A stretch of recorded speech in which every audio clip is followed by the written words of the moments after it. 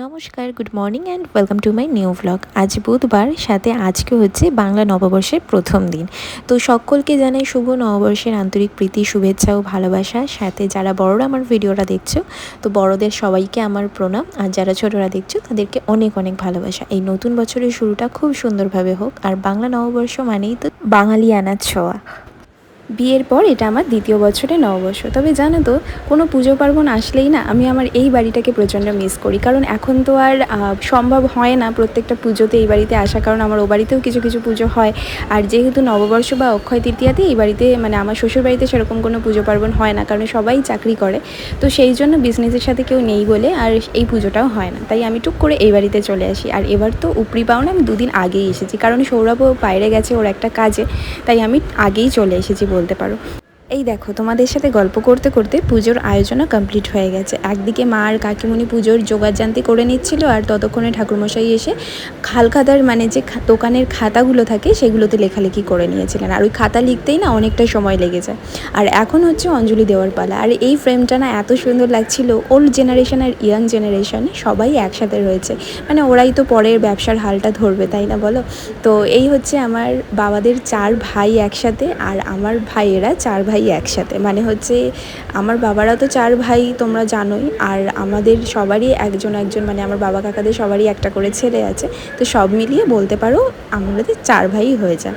ততক্ষণে পুজোটাও কমপ্লিট হয়ে গেল, ওদের অঞ্জলি দেওয়াও হয়ে গেছে। এবার বাবা সবার জন্য এই আগুন মানে প্রদীপের তাপটা নিয়ে এসছে, তো সেটাও সবাই নিয়ে নিল। তো দেখো, দেখতে দেখতে নববর্ষের দিনটাও কীরমভাবে কেটে গেছে। আর হ্যাঁ, আমি জানি যে অনেকটা লেট হয়ে গেছে তোমাদের সাথে এই ভিডিওটা শেয়ার করতে। আমাদের বাড়িতে যদিও নর্মাল দিনেও মায়ের পুজো হয়, কিন্তু এই বিশেষ দিনগুলোতে মাকে যেরকমভাবে পুজো দেওয়া হয় আর কি, মালা আর একটু মিষ্টি দিয়ে বা ফল দিয়ে, এরকমভাবেই প্রত্যেকটা বিশেষ দিনে মাকেও সেভাবে পুজো দেওয়া হয়। তোমাদের সাথে আমাদের বাড়ির মায়ের পুজোর প্রত্যেকটা ভিডিও, মানে আমি যবে থেকে ভিডিও করা স্টার্ট করেছি তবে থেকে প্রত্যেকটা বছরই শেয়ার করেছি। মানে কালী পুজোর দিনকারেই কিন্তু আমাদের এই মায়েরও বাড়িতে পুজো হয় অনেক বড় করে। আর আমাদের ঠাম্মার একটা নিয়ম আছে, যেটা এখনও পর্যন্ত মেনে চলা হয়, যে গঙ্গাকে আম দিতে হয় আর কি এই পয়লা বৈশাখের দিনকারে, আর তার আগের দিন মানে চৈত্র সংক্রান্তির দিন। তো গঙ্গাকে আম, তেল, সিঁদুর এইটা দিয়েই মানে বলে যে গঙ্গাকে নাকি আমটা দেওয়াটা শুভ। তবে আমাদের এখানে তো গঙ্গা বা পুকুর কোনোটাই কাছাকাছি নেই, তাই মা কাকিমণিরা সবাই এভাবেই মানে একটা গামলার মধ্যে জল দিয়ে গঙ্গা বানিয়ে নেয়। মন শুদ্ধ থাকলে সব কিছুই শুদ্ধ হয়ে যায়। আচ্ছা, আর একটা কথা বলি, আমার ঠাম্মা কিন্তু যতদিন না পর্যন্ত এই পয়লা বৈশাখে এই আমের রিচুয়ালসটা করতো ততদিন পর্যন্ত কিন্তু নিজে কাঁচা আম খেত না, বা কাঁচা আমের কোনো জিনিসও খেত না আর কি। তবে সেই পর্যন্ত এখন আর সেইভাবে মানা হয় না, তো এই রিচুয়ালসটাই মানা হয় এখনও পর্যন্ত। তারপর এই গঙ্গাকে যে সিঁদুরটা দেওয়া হয়, সেই সিঁদুরটায় প্রত্যেকজন এওকে মানে এক একজন অন্যজনকে পরিয়ে দেয় আর কি। বলতে পারো যে এটাকে শুভ বলে মানা হয়। তো এটা আগে আমি অবিবাহিত অবস্থায় মা, কাকিমণি, বম্মা, ঠাম্মা এদেরকে দেখতাম, কিন্তু এখন বিয়ের পর নিজেকে ইনভলভ করতে পেরেছি। আর বিয়ের পর না বেশ ভালোই লাগে এইসব ছোটোখাটো নিয়মগুলোকে পালন করতে। আমি সত্যি কথা বলতে ছোটোবেলা থেকেই প্রচণ্ড ঠাকুর বিশ্বাস করি, বা বলো যে এইসব পুজো পার্বণগুলোকে আমি প্রচণ্ড ভালোবাসি। তো আমি একটা সেরকম ফ্যামিলিতেই বড় হয়েছি, তো সেই জন্য আমার এই সব বিষয়গুলো আমার খুব ভালো লাগে। আমার শ্বশুরবাড়িতেও পুজো পার্বণ হয়, তবে এইসব ছোটো ছোটো জিনিসগুলো মানে ওদের নিয়মে নেই। তো সেই জন্য এইগুলোকে একটু একটু মিস করি, তবে আবার এই বাড়িতে যখন আসি তখন আবার সেটা পূরণ হয়ে যায়।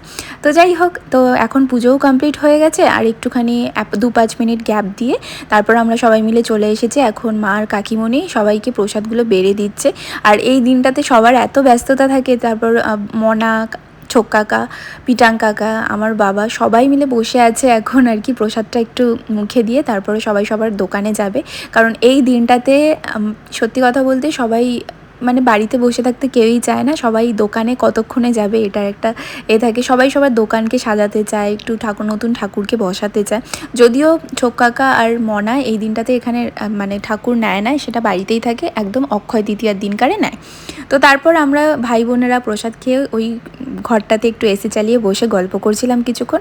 তারই মধ্যে মা লাঞ্চ দিয়ে দিল। আজকে যেহেতু পুজো হতে অনেকটাই বেলা হয়ে গিয়েছিল, তাই মা আর বাড়িতে রান্না করেনি, ভাইকে বলেছিল একটু বিরিয়ানি আনতে, সেটাই আমরা দুপুরবেলা লাঞ্চ সারলাম। তো লাঞ্চ করার পর আমি এবার একটুখানি রেস্ট নিচ্ছিলাম। আর আমি জানো তো সকালবেলায় যে কুর্তিটা পরেছিলাম নতুন বস্ত্র পরার জন্য, সেটা পরার পর পুজো হওয়ার সঙ্গে সঙ্গে আমি সেটা খুলে এই নাইট স্যুটটা পরে নিয়েছি, কারণ প্রচণ্ড গরম লাগছিল। তো যাই হোক, এখন একটু রেস্ট নিয়ে তারপর বিকেলবেলা আবার বাবার দোকানে যাব। তো সন্ধ্যেবেলা একদম রেডি হয়ে গেছি, এখন একটু ঘুরতে বেরোবো। এবছর না আমার বাবার দোকানে পয়লা বৈশাখ হচ্ছে না, মানে হালখাতা যেটা হয়, সেটার কারণ হচ্ছে আমাদের দোকানটা রেনোভেট করা হচ্ছে, কারণ অনেক দিনের পুরনো দোকান তো সেই কারণে বর্ষাকালে প্রচণ্ড প্রবলেম হয়।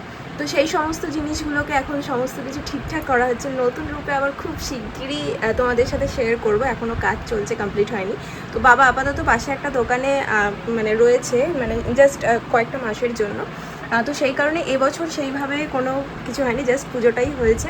তবুও পয়লা বৈশাখের দিনকে আর বাড়িতে বসে থাকতে ভালো লাগে, তাই জন্য মাকে বললাম চলো একটু রেডি হই, দিয়ে একটু বেরোবো। পিসিমণিরাও অনেক করে বলছিল, যেহেতু আজকে ছোটো পিসিমায়ের দোকানে হালখাতা আছে।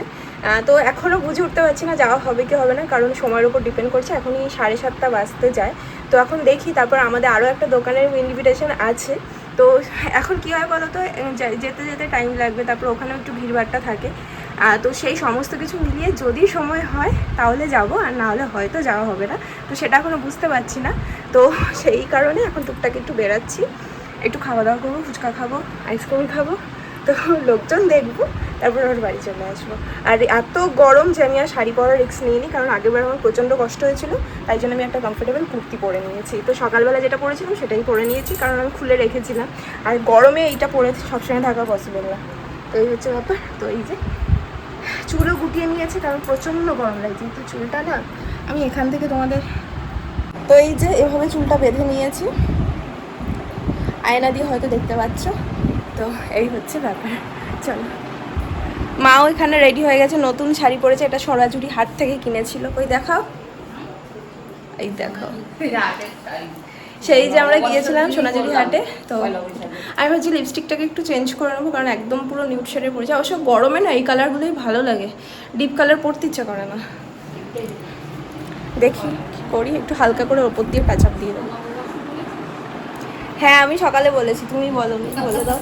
হ্যাঁ, সবাইকে শুভ নববর্ষের তৃতীয় শুভেচ্ছা। সবাই খুব ভালো থাকো, ভালো কাটুক সবার এবছর। হ্যাঁ, এই তো চলে এসেছি বাবা আপাতত যে দোকানটায় এখন রয়েছে সেই দোকানে। যদিও আজকে বাবা একটু মিষ্টির ব্যবস্থা করেছিল, কারণ যারা আসবে তাদেরকে খালি মুখে কখনোই ফেরানো যায় না বছরের প্রথম দিনটাতে, আর ক্যালেন্ডারও কিছু ছিল। তারই মাঝখানে মা, ভাই আর অঙ্কিকে নিয়ে চলে গিয়েছিল পাশের একটা দোকানে হালখাতা করতে, তো সেখান থেকে চলেও আসে। আর খুব তাড়াতাড়ি বাবার পুরনো যে দোকানটা আগে ছিল সেই দোকানটা নতুন রূপে সাজতে চলেছে, সেটা আগে কমপ্লিট হোক, তারপর তোমাদের সাথে অবশ্যই করে শেয়ার করব। তারপর আমরা চলে এসেছি ছোকাকাদের ফ্ল্যাটে, কারণ আজকে আমরা সব ভাই বোনেরা মিলে পিৎজা পার্টি করবো রাত্রিবেলায়। কিন্তু নিশান্ত আর যেতে পারবে না, কারণ ছোকাকারও আস্তে আস্তে মোটামুটি রাত হয়, তো তখন আর সম্ভব না, তাই ওকে ওরটা বাড়িতেই দিয়ে গেছি আর কি। তো যাই হোক, এখন চলে এসেছি ওদের ফ্ল্যাটে। তো এই বুদ্ধিটা আমাকে সৌরভই দিয়েছিল, কারণ সৌরভ তখন বাইরে গিয়েছিল একটা কাজের জন্য। তো এই আমাকে বলল যে তুমি সব ভাই বোনদের নিয়ে কিছু একটা ট্রিট দাও, কারণ আজকে বছরের প্রথম দিন। তো আমি বললাম যে ঠিক আছে। তো এটা বলতে পারো যে ওই স্পন্সর করেছিল, আর আমরা সব ভাই বোনেরা খুব মজা করেছিলাম।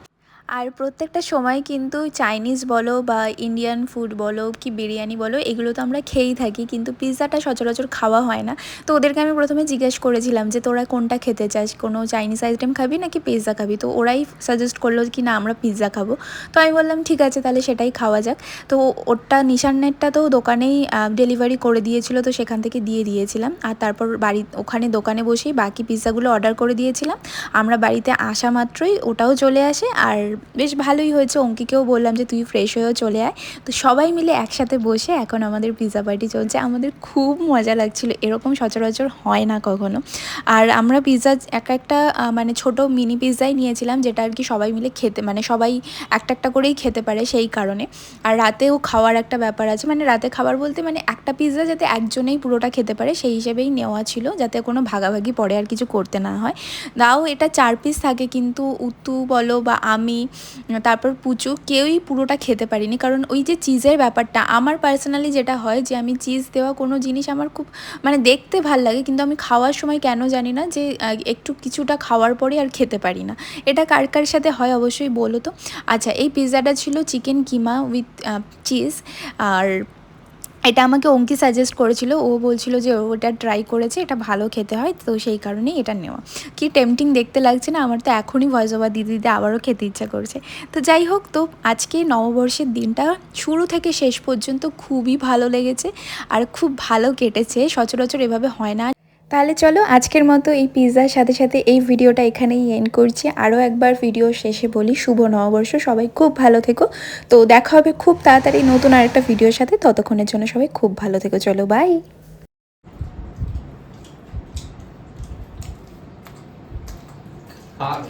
তুই আগে শেষ কর। আমি আগে স্টার্ট করলাম, আমার সাথে পাঙ্গা নিচ্ছে। তোরই আগে হবে।